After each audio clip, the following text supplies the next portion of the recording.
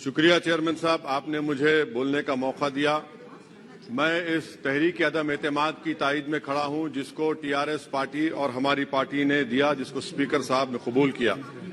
Sir, मैं 11 point आपके सामने रखूंगा जो मैं बताने की कोशिश करूंगा कि क्यों हम इस तहरीक अदम एतमाद की तायद में और मोदी हुकूमत की मुखालिफत में खड़े हैं। सर, हालिया दिनों में हमारे मुल्क में ट्रेन में एक वर्दीपोश दहशतगर्द ने अपने सीनियर मीना साहब का कत्ल करने के बाद ट्रेन के कंपार्टमेंट में जाकर नाम पूछकर, चेहरे पर दाढ़ी देखकर, कपड़े देखकर उनको कत्ल कर दिया और उसके बाद उसने कहा कि इस देश में रहना है तो मोदी को वोट देना पड़ेगा। मैं हुकूमत से जानना चाहूंगा कि क्या ये अक्सरती तबके की एक्सट्रीमिज्म और रेडिकलाइजेशन की बेहतरीन मिसाल नहीं है, और अगर है तो फिर हुकूमत इस पर क्या करेगी। सर, हमारे आइन में, संविधान में लिबर्टी ऑफ कॉन्शियस को लिखा गया, तमहीद में, यानी जमीर की आजादी का जिक्र किया गया है। मैं हुकूमत से और खास तौर से वजीर आजम से जानना चाहता हूं कि कहां गया इस हुकूमत का जमीर, कॉन्शियस जिसको अंग्रेजी में कहते हैं, जब नूह में 750 इमारतों को बगैर ड्यू प्रोसेस फॉलो किए उनके इमारतों को मुनज़्ज़म कर दिया गया, और इसलिए कि वो मुसलमान थे, पूरे के पूरे इलीगल थे। इसीलिए पंजाब की हाईकोर्ट और हरियाणा की हाईकोर्ट ने कहा कि ये एथनिक क्लेंसिंग है। इसकी एक बेहतरीन मिसाल है उस हुकूमत की। तीसरी है कि इस मुल्क में एक नफरत का माहौल, बल्कि एक आतिश को पैदा कर दिया गया, मुसलमानों के खिलाफ नफरत का माहौल। ये 9 साल का इनका ये कारनामा है। तीसरा सर, मणिपुर के ताल्लुक से कल बड़ा लंबा जवाब वजीर दाखिला ने दिया। सर, आसाम राइफल के ऊपर केस बुक हो जाता है, एफआईआर हो जाता है। क्या हो रहा है वहां पर? कहां गया आपका कॉन्शियस, कहां गया आपका जमीर, जब वहां की महिलाओं की अस्मत रेजी की जा रही है?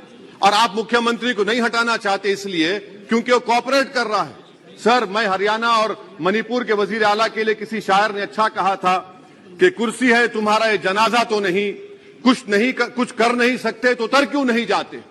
आखिर कहां गया? उन ताबूतों में खो गया कि आपका कॉन्शियस, आपका जमीर, जहां पर 50,000 लोग बेघर हो गए, यानी 6 लाख हथियारों को लूटा जा रहा है। आखिर कौन सा आप इंचार्ज वहां पर हैं? सर, चौथा पॉइंट, हिजाब को एक मसला बना दिया गया और मुस्लिम बच्चों को तालीम से महरूम कर दिया गया। क्या ये आपका लिबर्टी ऑफ कॉन्शियंस है? कहां गया आपका जमीर?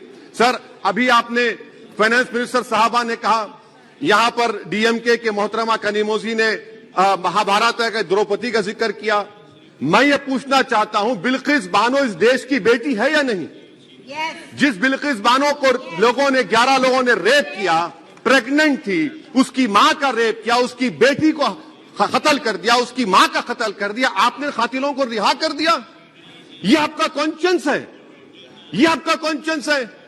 आप तो मेजोरिटेरियन पॉलिटिक्स को फरोग दे रहे हैं। सर, चौथा, आज चाइना के ऊपर कोई नहीं बोलते हैं। प्रधानमंत्री मोदी ने उस वक्त 2013 में जब प्रधानमंत्री नहीं थे, कहा था कि समस्या बॉर्डर पर नहीं, दिल्ली में है। अगर हम अपनी जमीन पर हैं तो डिसएंगेजमेंट क्यों कर रहे हैं? क्या आज चीन हमारी जमीन पर नहीं बैठा है? क्या आज चीन से आप बातचीत कर रहे हैं? आप डिसएंगेजमेंट कर दिए। बताइए डी-एस्केलेशन, डी-इंडक्शन कब होगा? मैं आपके जरिए से हुकूमत को बता रहा हूं कि अगर प्रधानमंत्री ने अहमदाबाद में शी जिनपिंग को बुलाकर झूला झुलाया था, क्या हुआ? क्या नतीजा निकला उसका? चेन्नई दिखाया, क्या नतीजा निकला? सर, इसलिए चीन पर बोलिए, चीन को उखाड़ कर फेंकिए। सर, और एक पॉइंट जिस पर मैं मुखालिफ तायद में खड़ा हूं, हाई इन्फ्लेशन है इस मुल्क में, हाई अनएम्प्लॉयमेंट है, स्टैग्नेटिंग कंजम्पशन है। इसकी वजह से महिलाओं में हाई एनीमिया लीड कर रहा है। ये हुकूमत इसकी जिम्मेदार है। सर, कुलभूषण जाधव कहां है? पाकिस्तान में बैठा है, आप क्यों नहीं लेके आते? आप विश्वगुरु कहते हैं, कुलभूषण जाधव को भूल गए आप। कतर में 8 नेवी ऑफिसर 1 साल से जेल में हैं, आप नहीं ला सके उनको। सर, और एक चीज, 1991 का प्लेसेस ऑफ वर्शिप एक्ट इस ऐवान में पास किया गया था कि तारीख के जख्मों को नहीं खुरेदा जाएगा। आप खुरोद रहे हैं उनको। मैं आपको इंतबाह दे रहा हूं, वार्न कर रहा हूं, इस मुल्क को 90 के दहे में मत लेकर जाइए। 91 का एक्ट सुप्रीम कोर्ट में जवाब दीजिए कि आपकी हुकूमत 91 प्लेस ऑफ वर्शिप एक्ट की कायम है, उस पर कायम रहेगी। यूसीसी, सर, इस यूसीसी का फॉर्मूला क्या है? एक मुल्क में एक मजहब, एक कल्चर, एक जबान। ये तो डिक्टेटरों का फॉर्मूला है। भारत एक गुलदस्ता है, भारत एक मोजाइक है। यहाँ पर बेशुमार जबानें, बेशुमार मज़ाहिब बोले जाते हैं और हिंदू अनडिवाइडेड फैमिली में Now, OICG, please try to conclude. Sir I am concluding 8 crore 75 Hindu खानदानों को 3,800 करोड़ डिडक्शन मिला। इसके बारे में आप क्या कहेंगे सर? मैं कंक्लूड करने से पहले आपको बताना चाह रहा हूं कि माइनॉरिटी वेलफेयर का बजट 40% कम कर दिया गया। पढ़ो प्रदेश प्री मैट्रिक स्कॉलरशिप कम कर दी गई। मौलाना आजाद फाउंडेशन खत्म कर दिया गया फेलोशिप, और इसकी वजह से 1,80,000 मुसलमान हायर एजुकेशन में गायब हो चुके हैं। सर मैं इख्तिताम में कह रहा हूं कि पसमानदा मुसलमान से प्रधानमंत्री को बड़ी मोहब्बत है। ये कौन सी आपकी मोहब्बत है पसमानदा, जो आपके पास एक मुसलमान मिनिस्टर नहीं है वहां पर? इखलाक से लेकर पीलू खान से लेकर अफान अंसारी से लेकर लुकमान अंसारी, मॉब लिंचिंग पूरे पसमानदा मुसलमान की होती है। पावरलूम बंद है अंसारियों के, कुरैश बरादरी का कारोबार बंद किया जाता है। स्पीकर सर, मैं कंक्लूजन में अभी कल हमारे होम मिनिस्टर ने कहा था क्विट इंडिया।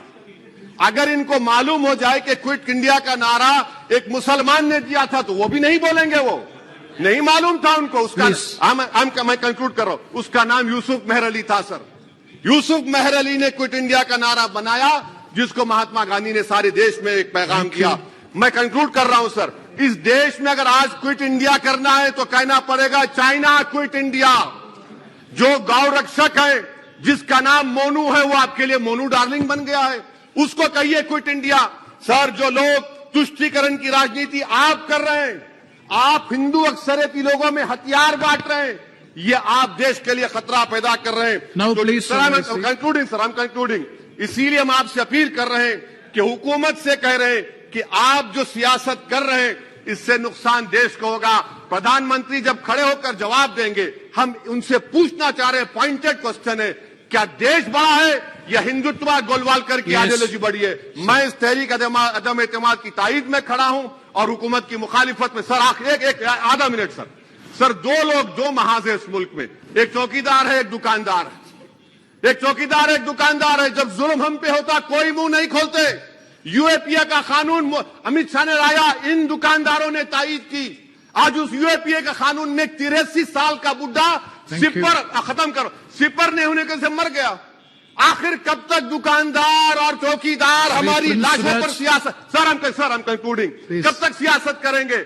अगर आप जुल्म के खिलाफ आवाज नहीं उठाएंगे तो आपकी दुकानदारी नहीं चलेगी, चौकीदार को बदलेंगे, तीसरा महाज करेगा। शुक्रिया सर।